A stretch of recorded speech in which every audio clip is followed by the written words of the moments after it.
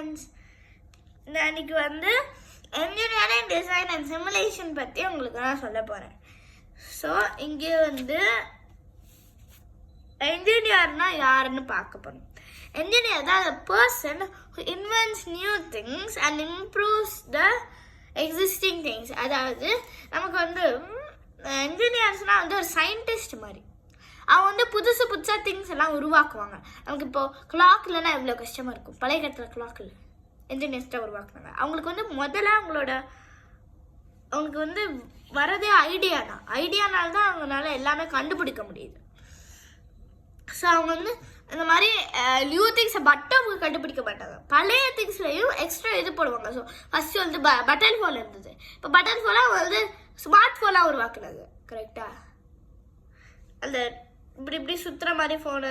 அப்புறம் அது வந்து கொஞ்சம் அந்த வயர் வச்ச ஃபோனு எல்லாம் அதுலேயே சும்மா பட்டனை ப்ரெஸ் பண்ணி வயர் வச்ச ஃபோன், அப்புறம் வயர்லெஸ் ஃபோன், அப்புறமாட்டி பட்டன் ஃபோன், அப்புறம் ஸ்மார்ட் ஃபோன், இந்த மாதிரி வந்தது இல்லையா? ஸோ இது எல்லாமே என்ஜினியர்ஸ் தான். இப்போ ஹவுஸு கட்டுறது கூட என்ஜினியர்ஸ் தான் கட்டுறாங்க. ஸோ இந்த method choose by engineers. So 3 method இருக்கு என்ஜினியர்ஸ் யூஸ் பண்ணுறது. ஒன்று phase 1, ரெண்டாவது phase 2, மூணாவது phase 3. ஸோ phase 1ல ஐடியா இருக்குது.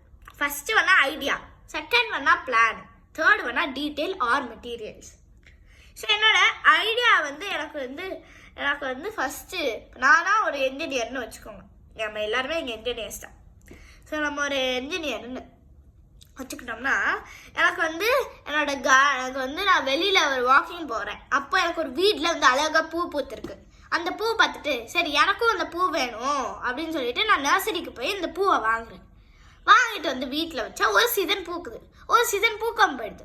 அப்போ நமக்கு ஒரு மாதிரி டிசப்பாயின்மெண்ட்டாக இருக்கும்ல, என்னடா இப்படி வச்சுட்டோம், பணத்தெல்லாம் கொடுத்து வாங்கி வச்சுருக்கோம், அது ஒரு சீசனில் தான் பூக்குது, ரெண்டாவது சீசனில் பூக்கலையே, இப்போ எல்லாம் செய்யறது அது மாதிரி யோசிக்கும்.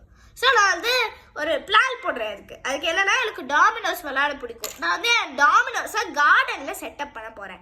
ஆனால் நான் எனக்கு ஃப்ளவர்ஸும் நிறையா வச்சா நிறையா வைக்கணும்னு எனக்கு தோணுது. ஆனால் எனக்கு டாமினோஸ் வைக்கணும்னு தோணுது. ஆனால் ஃப்ளவர்ஸ் வச்சா அந்த சீசன் எல்லாம் தான் அது பூக்குது. ஸோ இதுக்கு நான் என்ன செய்யலான்னா நான் ஒரு பிளான் போட்டிருக்கேன். இதுதான் என்னோட டாமினோஸ் பிளான். ஸோ இங்கே பாருங்கள், இதுதான் என்னோட டாமினோஸ் பிளான். இதுதான் என் கார்டன். இங்கே நிறைய ஃப்ளவர்ஸ் இருக்குது.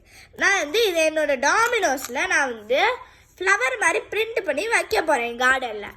அப்போ எனக்கு ஃப்ளவரும் தெரியும், எனக்கு வந்து டாமினோஸையும் விளையாட முடியும் கார்டனில். ஸோ இப்போ எனக்கு வந்து ஒரு அட்வான்டேஜ் கிடச்சிருச்சு. இப்போது நான் என்னோடய பிளானில் இங்கே நான் வந்து 2 சென்டிமீட்டர் இடைவெளி விட்டு இந்த இதை வைக்க போகிறேன். ஸோ உத்தேசமாக ஒரு 2 சென்டிமீட்டர் இது வச்சு வைக்கிறேன். ஸோ இங்கே டீட்டெயில்ஸ் அண்ட் மெட்டீரியல்ஸ்னு கொடுத்துருக்கேன்ல, அதுதான்ப்பா இந்த டாமினோஸ் எல்லாம். இந்த டாமினோஸ் தான் என்னோட மெட்டீரியல்ஸ். நான் இதை வச்சு தான் நான் செய்ய போகிறேன். அப்புறம் அது ஃப்ளாட்டாக இருக்கணும், அப்புறம் என்ன ஷேப்பில் இருக்கணும், என்ன சைஸில் இருக்கணும், இது எல்லாமே நமக்கு டீட்டெயில்ஸில் தான் வரும். ஸோ இப்போ இதை செய்யலாம். இது ஒரு 2 சென்டிமீட்டர் கேப்பை விட்டு ஒரு ஃப்ளாட்டான சர்ஃபேஸில். இப்போ இதுவே ஒரு உத்தேசமாக 2 சென்டிமீட்டர்னு வச்சுக்கலாம். அது சரியா? ஒரு உத்தேசமாக 2 சென்டிமீட்டர் வச்சுட்டேன்னா, ஆனால் எனக்கு ஃப்ளவர் வந்து இப்போ நான் இப்படி வச்சுட்டேன், ஒர்க் ஆகிடுச்சு டாமினோஸ். ஆனால் நான் கிட்ட வைக்கல, எனக்கு அந்த ஃப்ளவர்ஸ் வந்து யூனிக்காக அழகாக தெரியாது, வெளியில் அவ்வளோவா தெரியாதுல்ல. இப்போ கிட்ட இப்படி வச்சா எப்படி ஃப்ளவரோட அந்த பிரிண்ட் அழகாக தெரியும். ஆனால் எனக்கு பிரிண்ட் அழகாக தெரியணும். ஸோ நான் 2 சென்டிமீட்டர் இல்லாமல் 5 சென்டிமீட்டர் 6 சென்டிமீட்டர் வைக்கிறேன். இப்படி வைக்கிறேன், ஆனால் அது விழுகலை. ஸோ இதில் எனக்கு வந்து 3rd ஃபேஸ்க்கு போக வேண்டியதாக இருக்கும். முதல்ல செகண்ட் ஃபேஸ் என்னன்னு நீங்கள் பார்த்தீங்கன்னா, நம்ம இந்த மாதிரி அடுக்கி வைக்கிறோம்ல. ஸோ வந்து எக்ஸிக்யூஷன் மாடல், அதுதான் வந்து செகண்ட் ஃபேஸில் உள்ள ஃபர்ஸ்ட் ஒன். செகண்ட் ஒன் என்னன்னா டெஸ்டிங். இப்போ நான் புஷ் பண்ணி விட்டேன்ல, அதுதான் டெஸ்டிங். நான் ரியல் லைஃப்பில் செய்யும்போது எனக்கு வந்து மிஸ்டேக்ஸ் எல்லாம் எடுத்துடுவேன். இப்போ எனக்கு ஃபெயிலுன்னு வந்துருச்சு, ஏன்னா 5 சென்டிமீட்டர் வச்சு வைக்கல ஃபெயில் வந்துருச்சுல. அப்போ நான் phase 3க்கு போனோம்ல, எனக்கு phase 2ல சரி கரெக்டாக வந்துருச்சு அப்படின்னா நான் போகலாம். ஆனால் எனக்கு அதில் ஒரு டிஸ்அட்வான்டேஜ் நான் ஃபீல் ஆகிறேன். அதை நான் ஃபிக்ஸ் பண்ணுறதுக்காக நான் 5 சென்டிமீட்டர் வைக்கிறேன், ஆனால் அது ஃபெயில் ஆகிடுது. ஸோ அதை நான் வந்து phase 3க்கு போகல, அதுக்கு எப்படி நான் சரி பண்ணலாம் அப்படிங்கிறது தான் நான் பார்க்க போகிறேன். ஸோ இப்போ நான் எப்படி சரி பண்ணேன்னா, இதை நான் கிட்ட வைக்கலாம், ஆனால் அது எனக்கு வைக்க தோணலை.